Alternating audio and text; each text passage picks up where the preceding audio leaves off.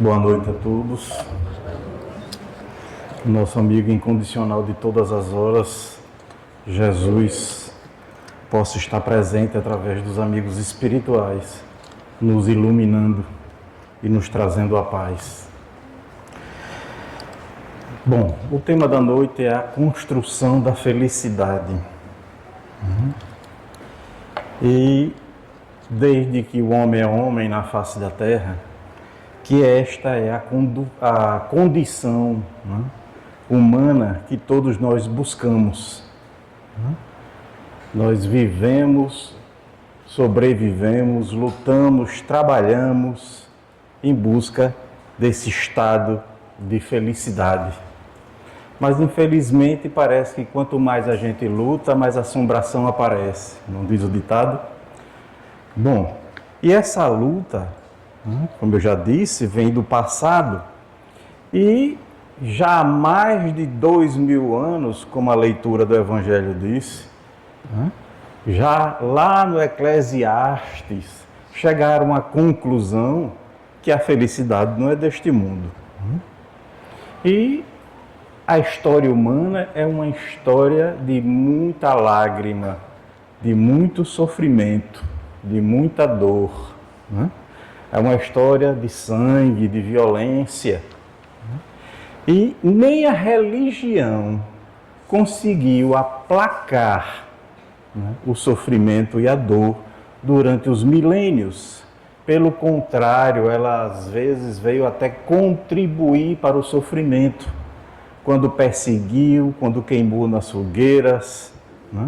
E tudo isso fez gerar uma aversão à religião e fez nascer, lá pelo final, começo do século XIX e começo do século XX, o materialismo com mais força.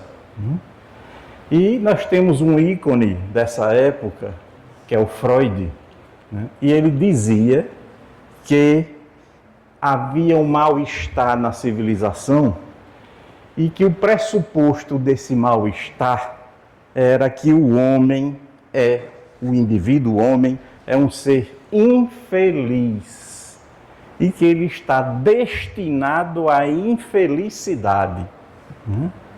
Ele dizia, Freud, que a felicidade é um conceito utópico e que as nossas conquistas nunca atendem os nossos desejos.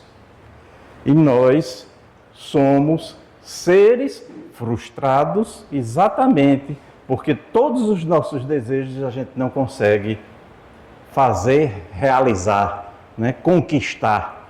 Então nós somos seres extremamente infelizes, que nem a arte, nem a cultura, nem a religião, nem a ciência conseguiu aplacar, conseguiu diminuir, conseguiu resolver essa questão em torno da felicidade.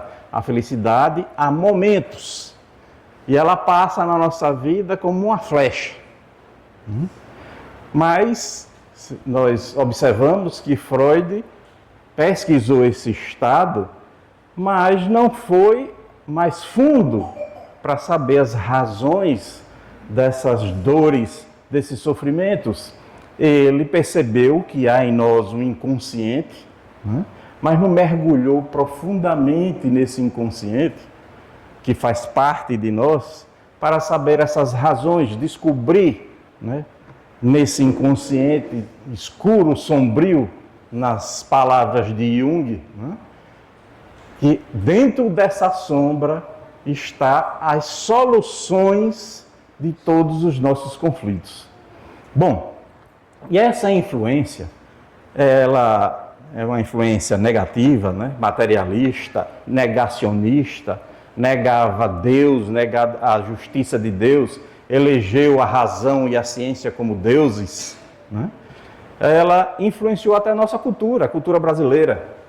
Nós temos aqui uma música que foi composta por Tom Jobim e Luiz Bonfá, que é exatamente a expressão dessa cultura materialista, quando ele diz assim, o nome da música é A Felicidade. Eu não vou cantar, claro, não sou cantor, mas vou recitar. ela diz assim: tristeza não tem fim, felicidade sim. A felicidade é como uma gota de orvalho numa pétala de flor. Brilha tranquila, depois de leve oscila e cai como uma lágrima de amor. A felicidade do pobre parece a grande ilusão do carnaval. A gente trabalha o ano inteiro por um momento de sonho para fazer a fantasia de rei ou de pirata ou jardineira e tudo se acabar na quarta-feira. Tristeza não tem fim, felicidade sim. A felicidade é como a pluma que o vento vai levando pelo ar. Voa tão leve, mas tem a vida breve. Precisa que haja vento sem parar. Precisa que haja vento sem parar. Precisa que haja vento sem parar. Tristeza não tem fim. Então, vejam como esse pensamento materialista, pessimista, né, influenciou até a nossa cultura. Né? Tristeza não tem fim. Felicidade sim. E a felicidade é como o quê? Uma pluma, uma pétala de flor tão leve, né? Tão fluida, que pode desaparecer de um momento para o outro, como uma gota de orvalho, né? Como uma pluma que o vento leva. Mas a tristeza não. Ela permanece, né? Ela martiriza, né? E principalmente com o pobre que se ilude com os dias carnavalescos, que lá ele vai despejar todas as suas dores, vai colocar para fora, e a ilusão, né, termina na quarta-feira de cinza, que tudo volta, porque a tristeza não acabou, ela continua. E todas essas crenças fez com que a psicologia, a própria psicologia, ciência que derivou desses grandes pensadores como Freud, 7 hábitos das pessoas cronicamente infelizes. Todos nós somos. Né? Temos os nossos conflitos, as nossas dores, a nossa cota de dor e sofrimento. Né? Mas tem aqueles que aumentam essas cotas por livre e espontânea participação. Contribui para que o seu sofrimento duplique, triplique, quadriplique, né? E esses são chamados cronicamente infelizes. Vamos ver, nesses 7 hábitos, se não existe alguém aqui que seja cronicamente infeliz. Vamos lá. Primeiro, sua crença padrão é que a vida é dura. Não, nós não achamos a vida dura, de jeito nenhum, né? Uma crença que já vem de padrões familiares, quando os nossos pais diziam: menino, vai estudar, menino, porque a vida lá fora é dura, é difícil, e você tem que se preparar para enfrentar esta dureza. Né? E aí se cria um padrão de crença de que a vida é dura, e a gente passa a acreditar que a vida é tão dura, né, que nossos pensamentos vão materializar essa dureza nas nossas experiências. E aí a gente vai dizer: meu pai e minha mãe tinham razão, a vida é dura. E tudo para nós vai ser dureza. Segundo hábito, acreditam que a maioria das pessoas não é confiável. E também vem de padrões familiares. Quando os nossos pais diziam assim: cuidado, as pessoas lá fora estão preparadas para passar uma rasteira em você. Não confie em ninguém. Não dê as costas para ninguém. Porque na primeira oportunidade, vou dizer em puro e claro sergipanês, vão lhe dar uma peixeirada nas costas. Vão acertar sua canela. Então não confie em ninguém. E aí a gente passa a viver achando que o mundo e as pessoas conspiram contra nós. E a gente não vai começar a desenvolver um medo de viver, um medo de conviver. E seremos pessoas extremamente inseguras. Vejam como esses padrões familiares, essas crenças familiares, elas vão dificultando as gerações futuras. As gerações futuras, porque a gente assimila com facilidade essas crenças e passamos a viver de acordo com elas. Então, nós seremos pessoas inseguras, nós seremos pessoas ciumentas. E aí nós vamos até o outro hábito aqui, que é completo, todos vão se completando, vejam só. Terceiro, concentram-se no que está errado neste mundo, em vez de se focarem no que está certo. O mundo não presta, o Brasil não presta. Devia soltar uma bomba atômica em Brasília. Vamos explodir todas as assembleias legislativas do mundo, do Brasil, as câmaras de vereadores. Ave Maria, é um ninho de cobra. Assiste um jornal, está vendo, a violência está terrível. Uma mulher foi esfaqueada não sei aonde, outra foi estuprada, outro foi assassinado, outro ralou a cabeça não sei aonde, mataram não sei aonde, pulou da ponte da Barra dos Coqueiros. E a gente se alimenta de todos esses alimentos emocionais, Esse alimento que vai nos dar uma diarreia mental e emocional. Porque são todas mensagens negativas. E o pior não é a notícia que vem pela televisão, é isso aqui, ó, que a gente carrega dentro da gente como se fosse um órgão. Sem ele a gente não vive. E o que a gente mais vê é tristeza, é fofoca, é coisa, e lá se vai a vida dos famosos. Você viu fulana de tal da novela tal, largou o marido, tá com não sei quem agora. E lá se vai toda essa vida que a gente escolheu para viver e que só nos martiriza, só nos faz infeliz. A vida que o materialismo criou é ser rico a todo custo, dominar o mundo e a natureza. E o que é que a gente está fazendo com a natureza, minha gente? A resposta está aí. Nós quase estamos em maio e estamos sentindo o calor de dezembro e janeiro. Eu nunca vivi, eu pessoalmente vou falar, nunca vivi um calor desse jeito que está fazendo no mês de abril. E isso é fruto de quê? Nosso! É nosso! O copinho de plástico que a gente joga na praia. A destruição, derruba essa árvore que só me dá trabalho, essa árvore na calçada, para quê? Eu tenho que varrer todo dia isso aí. E aí virou uma cultura e não tem calçada hoje em Sergipe, em Aracaju, que tem a árvore. Raramente tem. Raramente tem, porque nós fomos levados pela preguiça, de varrer. De varrer. Então, é essas crenças e esses valores que estão fazendo esse mundo aí. Esse mundo aí é resultado disso. E que a gente precisa mudar. O materialismo não levou o homem a lugar nenhum, a não ser a autodestruição. Porque se você não acredita em nada, não acredita em Deus, não acredita numa vida após a morte, a vida perde sentido. Perde sentido. Então você vai cometer os absurdos, os abusos, sabendo que é que adianta? Eu vou morrer mesmo, não é assim que diz?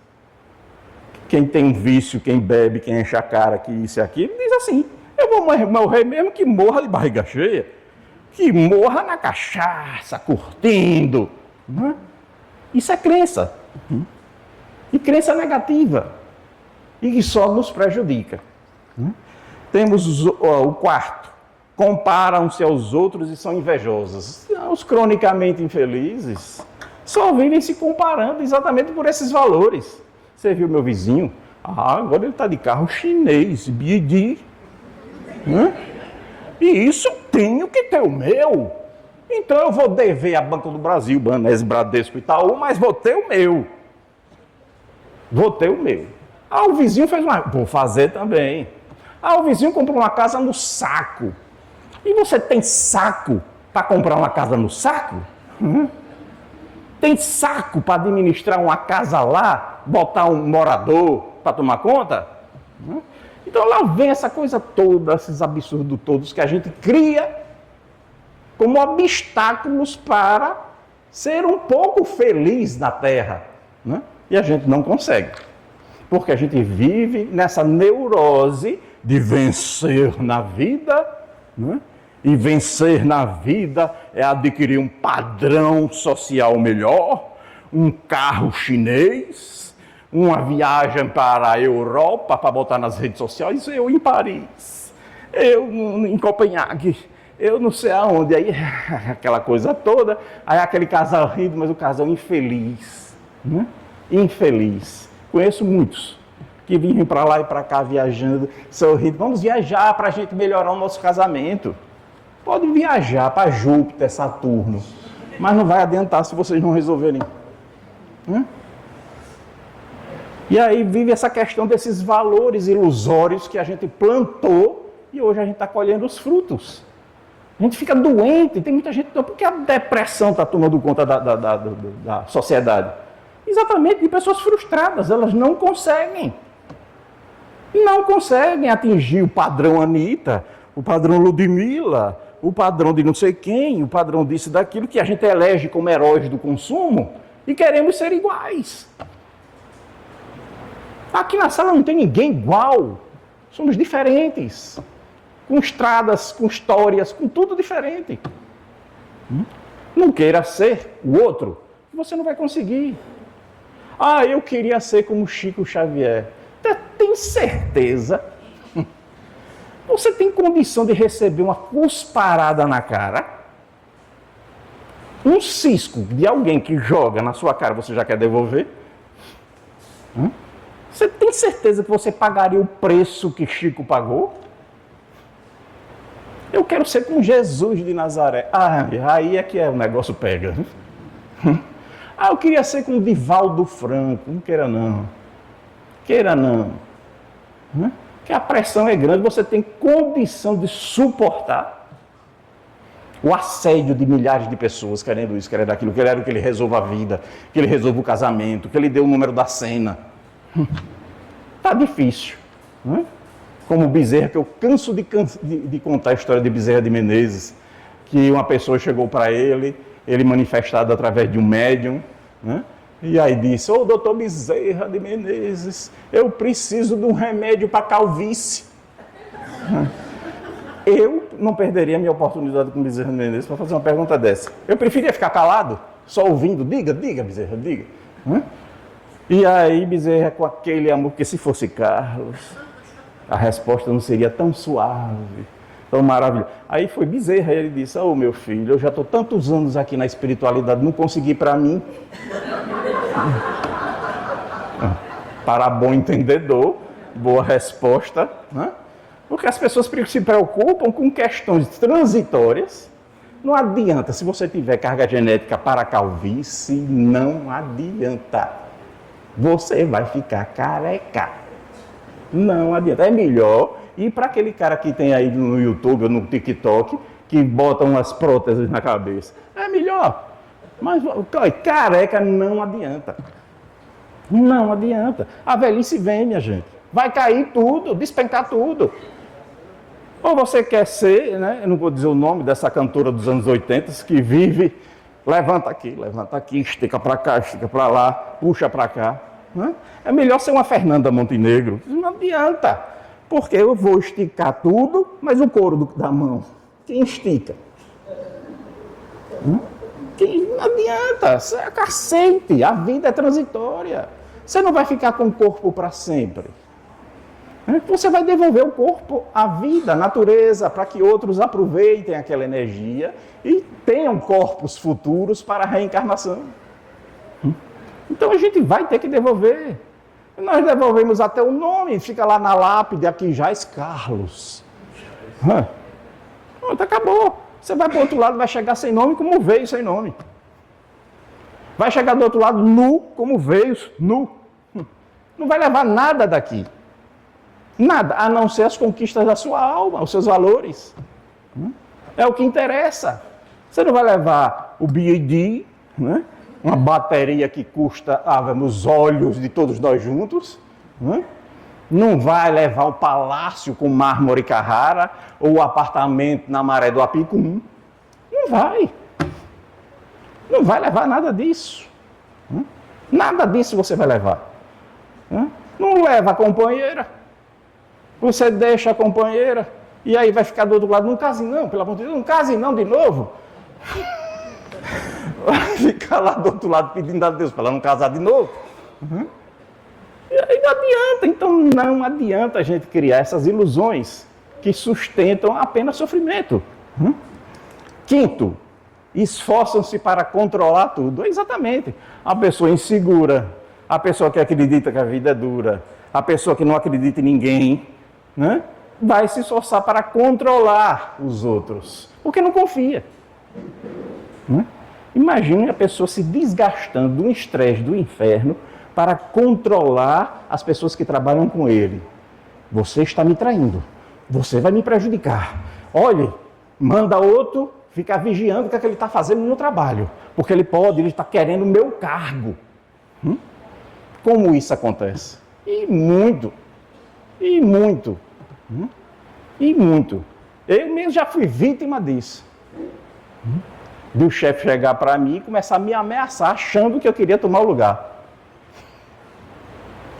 Eu disse, rapaz, não quero lugar de nenhum não, eu só quero o meu lugar. O meu lugar eu quero, o seu lugar é o seu lugar. Então a gente tem que ter essa consciência. Outro, consideram o futuro com preocupação e medo. Nós vivemos na ilusão de que vamos ter muitos dias do amanhã e que a gente precisa se preparar para isso. Claro que precisa, todo planejamento, mas não neurótico. Meu Deus, como vai ser amanhã? Eu conheço uma senhora, 78 anos, viúva, e o marido deixou um bom dinheiro. E aí vivia dormindo num ventilador, nesse calor. E aí os filhos diziam para ela, minha senhora, pelo amor de Deus, compre um ar-condicionado, viva os seus dias que restam de sua vida no conforto, com tranquilidade. O seu marido deixou exatamente esses recursos para isso.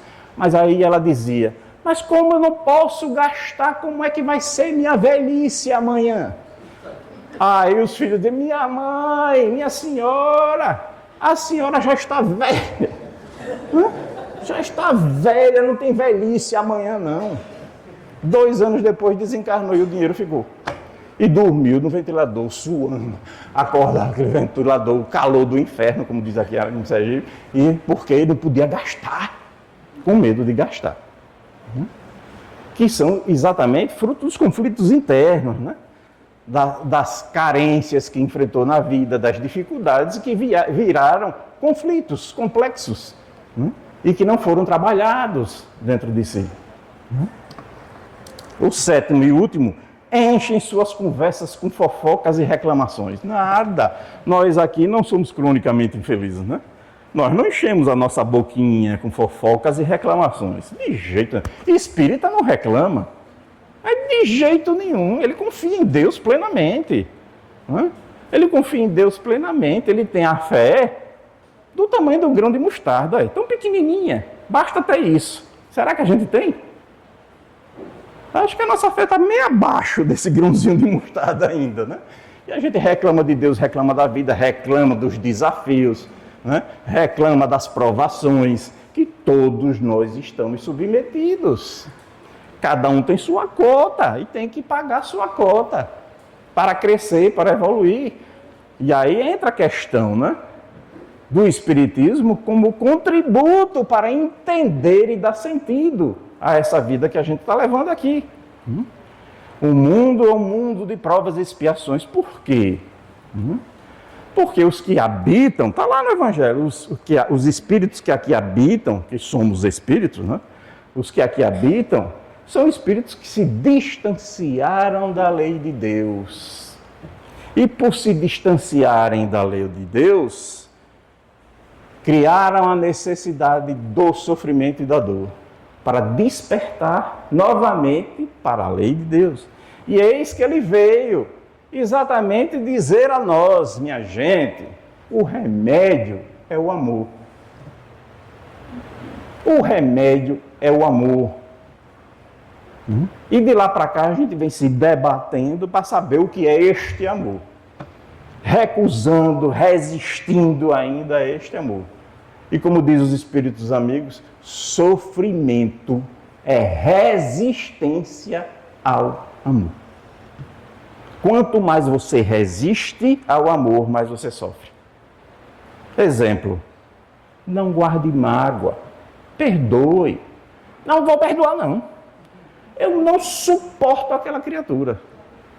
Eu não suporto, ela me fez sofrer muito, eu não suporto. Tudo bem, mas começa a trabalhar isso.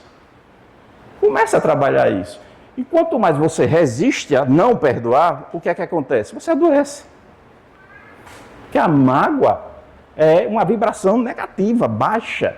Ela vai atacar seu sistema imunológico, vai atacar suas células nervosas e você vai ser uma pessoa irritável, de cara feia. Quando vê a pessoa já faz uma careta. E quando vem para as religiões, já vem com aquela... Cria-se o ego, né? A máscara, e aí vê a pessoa dentro do centro, aí para, oi, boa noite, querida, e por dentro, vontade de regurgitar. Boa noite, querida, aquela máscara que todo mundo é bom quando chega numa religião, num templo. Ai, Jesus, que pureza, somos todos puros. Mas devíamos viver mais a nossa realidade, que só nós conhecemos, e que devemos ter consciência dessa realidade interna. De saber que eu estou olhando para fulana, mas eu não gosto dela. Mas eu preciso vencer os obstáculos, não nela, em mim, para que eu possa aceitá-la. Esse é o trabalho do verdadeiro espírita que se esforça por se transformar. Está lá no Evangelho, não é Carlos que está inventando, não. O Evangelho segundo o Espiritismo, de que o espírita é aquele que se esforça por melhorar-se. Faz esse esforço íntimo e interno para se transformar em algo melhor. Ele não precisa ser perfeito. Ninguém está pedindo perfeição. Nem os espíritos nos pedem perfeição. Nem seu anjo guardião que sabe a fera que você é. Mas ele quer que a fera comece a se tranquilizar, né? Dar a patinha. Comece a amansar. Só isso, não precisa ser perfeito. Quando a gente vai buscar a perfeição, a gente se torna hipócrita, porque a gente não consegue. A gente não consegue ser perfeito. 100% nesse momento? Não, nem ele. Ele dizia que bom, só Deus o é, e a gente acha ele o máximo. O máximo é ele. E ele só pedia para que a gente, meu filho, vá e não peques mais. É o que ele dizia. Vá e não faça por onde essa dor e esse sofrimento voltar. Ama, perdoa. Compreenda, aceite o outro como ele é. E para isso, passa-se por um processo de auto-amor.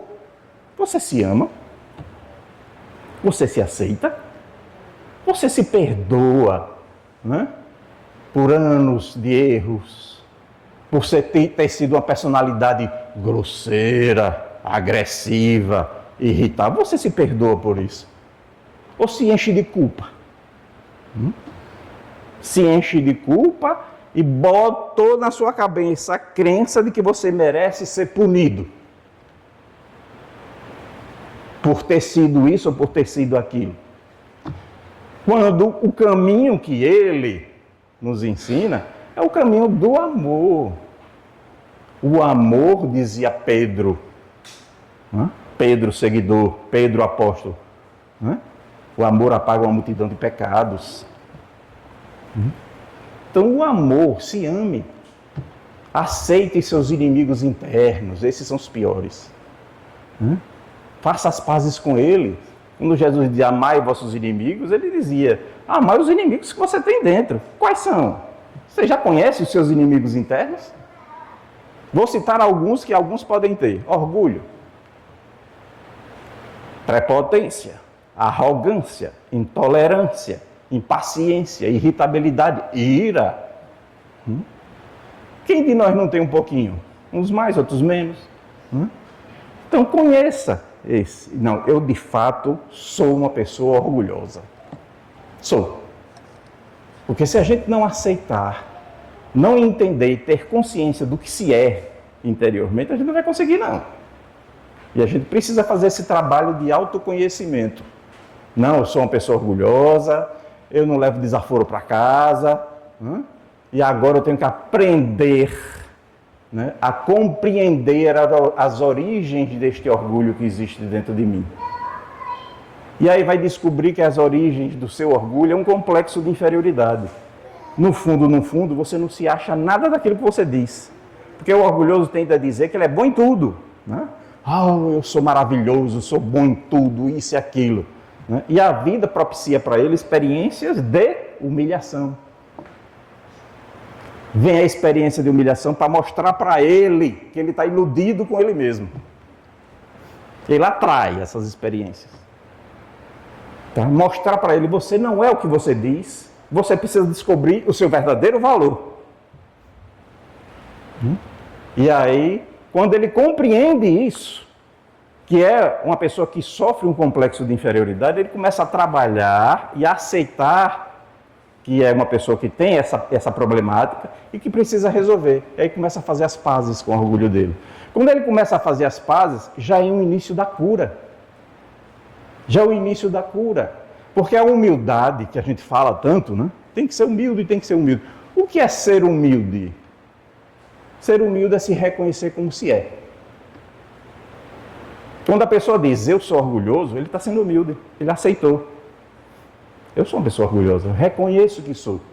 Já foi um passo na humildade, porque ele já se aceita do jeito que é, aceita seu defeito, aceita seu erro e começou a trabalhar para isso. O que não aceita, continua na ilusão. Não, eu não sou não. Não sou nada disso que você está dizendo, todo mundo vê, menos eu. Né?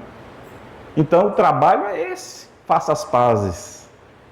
Porque todo orgulhoso que não reconhece que tem esse inimigo interno, orgulho dentro dele, que luta para destruí-lo, não aceita outro orgulhoso. Então todo orgulhoso fora vai ser meu inimigo. Porque eu vou competir com ele para ser o bom, o melhor. E não aceito. Toda pessoa vaidosa que não reconhece que é vaidosa, vai criticar a vaidade do outro. Porque não aceita a sua.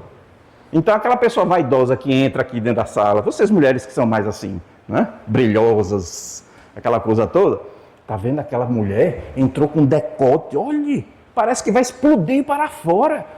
Do centro espírita, não pode. E você só veste burca? E o que tem por detrás da burca? Você sabe o que tem por detrás da burca? Cuidado, porque só apagando a luz você joga a burca para cima. Então a gente tem que ter muito cuidado com o que a gente critica, julga no outro. Porque é exatamente aquilo que a gente rejeita e tem, e rejeita em nós mesmos. Ninguém vê no outro aquilo que não tem por experiência. Vocês podem estar olhando para mim e dizer, olha, esse rapaz é um homem muito orgulhoso, olha como ele enche o peito. É porque você tem. Você tem orgulho e rejeita em você. E já aconteceu comigo, uma pessoa que vivia assistindo minhas palestras e teve coragem de chegar para mim e dizer, eu não gostava de você não porque você era orgulhoso. Aí eu disse, era não, sou. Sou, e você viu em mim aquilo que você rejeita em você. A partir desse momento ele passou a ser meu amigo. Ele disse, então nós somos dois. Exatamente. Exatamente. Então é assim que a vida está aí. A gente começa a aceitar o outro porque compreende a razão da dor do outro. Então você vai olhar para alguém orgulhoso e dizer, meu Deus, Pai, perdoa-lhe, ele não sabe o que faz, é inconsciente. Pai, perdoa-lhes, eles não sabem o que fazem. Lá na crucificação, lembram? E é exatamente isso que a gente tem que fazer. Vem uma pessoa orgulhosa, prepotente e arrogante, aí você diz, Pai, perdoa-lhe, ele é inconsciente, ele não conhece nem a si mesmo. É iludido, ele vai quebrar a cara. Vem atrair experiências de humilhação. Vai ser difícil para ele, como foi difícil para mim. E aí a gente começa a perdoar por aceitar a pessoa como ela é, como ela está naquele momento. Então, ninguém aqui caiu nesses hábitos, né? Muito bem, nós não somos cronicamente infelizes. Parabéns. Bom, a Universidade de Bristol, ela elegeu algumas atitudes Bristol, na Inglaterra, que a gente deve desenvolver para ser uma pessoa mais feliz. Ela diz assim: ter boa qualidade de sono, né? Não ficar nisso até 2 horas da manhã, mas a gente, aqui é um vício, viu? É um vício. Caminhar na natureza. Resta perguntar se a gente ainda acha a natureza para caminhar. Vamos lá. Praticar atos de bondade. Por isso que o Espiritismo diz que é fora da caridade não há salvação. Fora do amor não há salvação. Busca a caridade, vai a um hospital, visita os doentes, vai no orfanato, vai numa penitenciária. Já fui muito, viu? E eu acho que eu fui para lá porque Deus disse: vai para lá, olhe, pregue o evangelho e se conscientize. Eu não quero voltar para aqui. Porque provavelmente em vida passada a gente não era flor que se cheire. Então a gente olha para eles e tem que ter piedade no coração. Porque nós também não sabemos, não lembramos do nosso passado doentio. E esse passado doentio foi pesadíssimo. É por isso que os espíritos dizem: o senhor já foi mulher. E eu tenho certeza que foi. Pois é, parideira ainda mais. O problema é saber, aí a gente já fica com aquela de macho alfa: meu Deus, quem foi meu marido? Você, mulher, que é feminista, que briga pelos direitos da mulher, foi um homem machista no passado. E hoje sofre as consequências num corpo de mulher. Já vi espíritos me contarem que um familiar que desencarnou há tanto tempo, aí está se preparando, que era mulher, está se preparando para uma reencarnação num corpo masculino. Aí eu disse: como? Está se preparando para a reencarnação num corpo masculino. Se preparando. Então, já disseram de mim que eu fui mulher parideira também.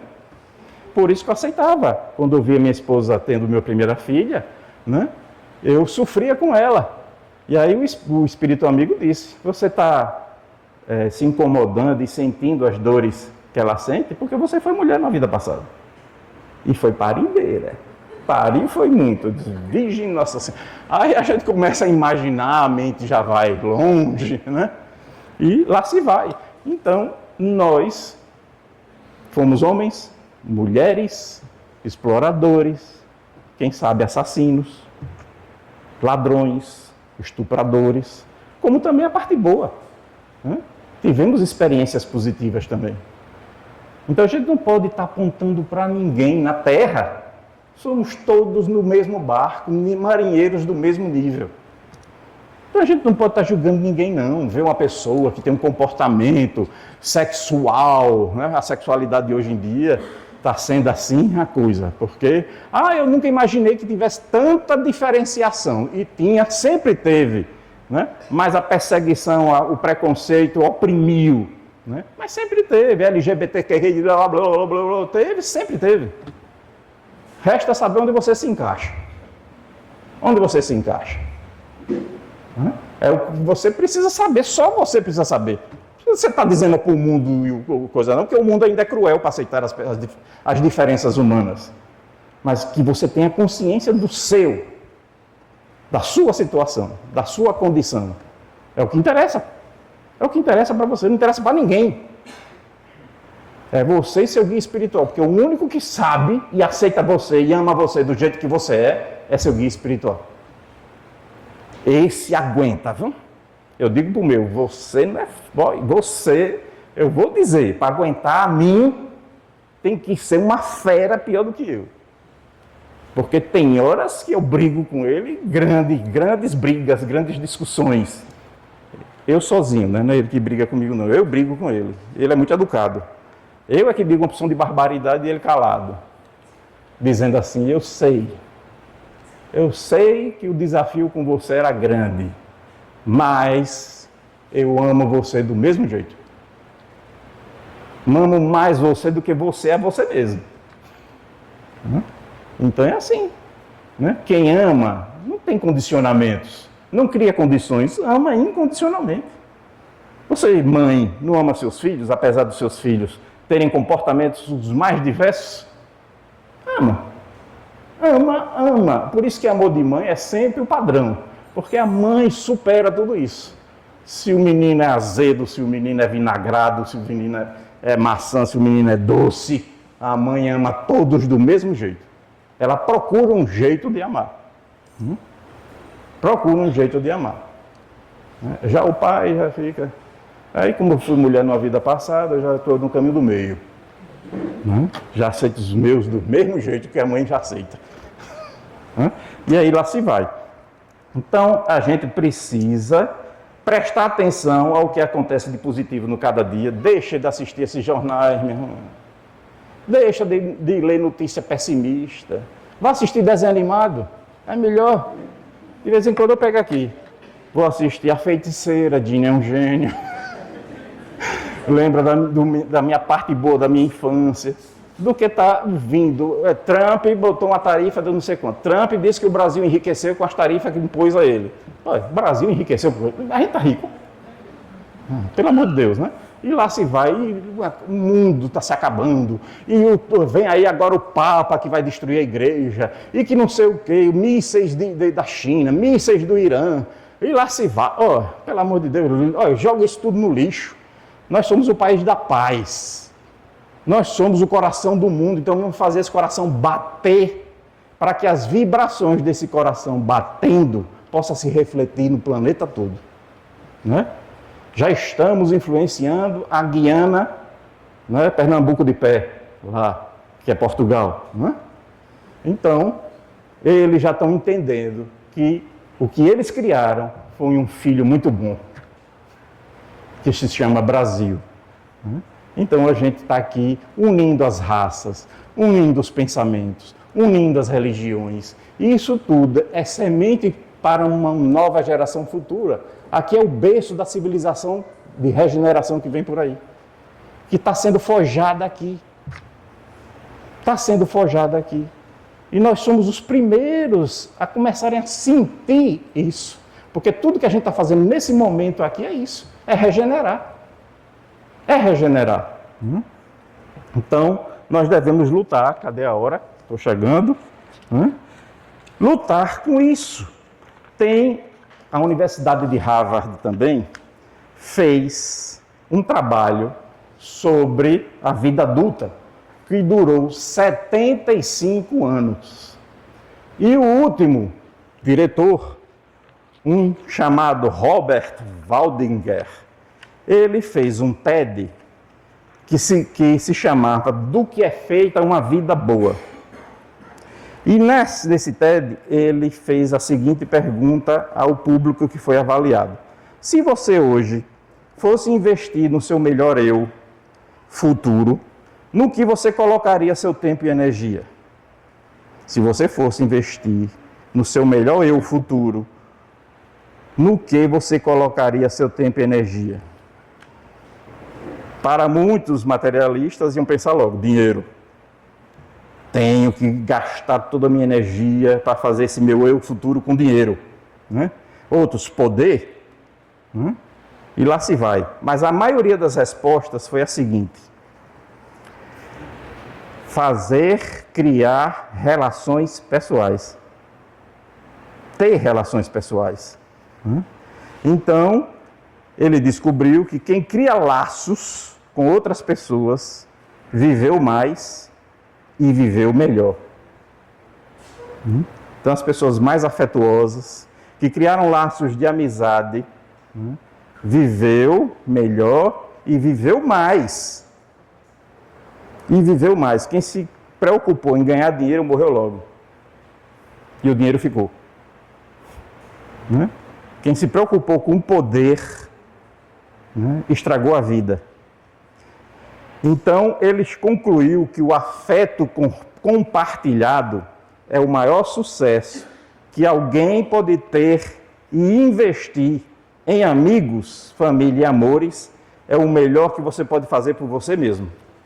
Por isso que os antigos diziam que a melhor moeda é a amizade. A melhor moeda é a amizade.